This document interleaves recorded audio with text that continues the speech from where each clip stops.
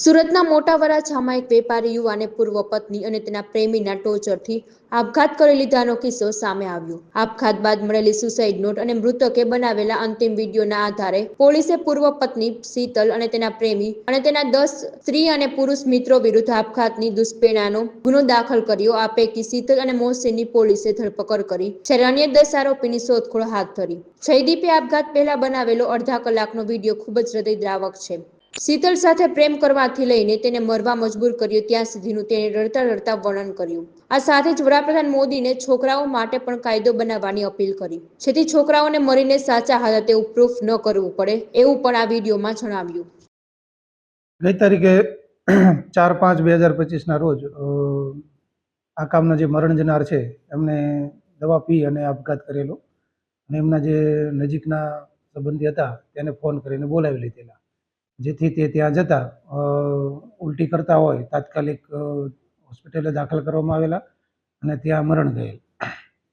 ત્યારબાદ સૌપ્રથમ અકસ્માત મોતનો ગુનો નોંધવામાં આવેલો અને એમાં તપાસ કરતા પાછળથી સુસાઇડ નોટ અને મૃતકે પોતે વિડીયો બનાવેલો હોય પોતાના ફોનમાં અને એમાં જે નામ એના મોતના પાછળ જવાબદાર જે નામ આપેલા તે તમામ વિરુદ્ધમાં ગઈ તારીખ 9/5/2025 રોજ ઉત્તરાયણ પોલીસ સ્ટેશનમાં ગુનો નોંધવામાં આવેલ છે, જેમાંથી મુખ્ય 2 આરોપીઓની ધરપકડ કરવામાં આવેલ છે।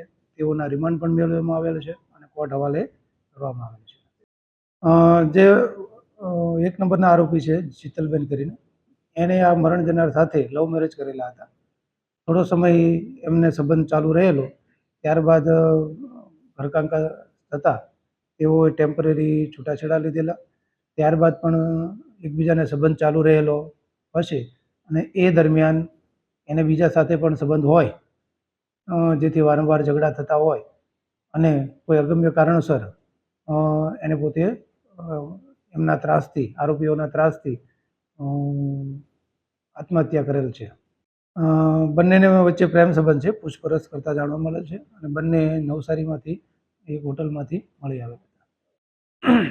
હાલ તો બંને વચ્ચે પ્રેમ સંબંધ હોય એવું પ્રાથમિક રીતે જાણવા મળે છે। આગળ હજી તપાસ ચાલુ છે, આગળ શું નીકળે છે એ તપાસ।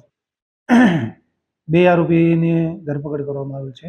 એક છે શીતલબેન લાલુભાઈ રાઠવા, મૂળ રહે નર્મદા જિલ્લાના છે, હાલ અહીંયા સુરતમાં રહે છે અને આરોપી નંબર 2 છે એ મોહસિન ઉર્ફે ટાઈગર છે, મોહસિન ટાઈગર, જે હાલમાં બહાર મોરિશિયસ ધંધો કરે છે, બિઝનેસ કરે છે, જે ભારત અને મોરિશિયસના આવજા કરતો હોય છે।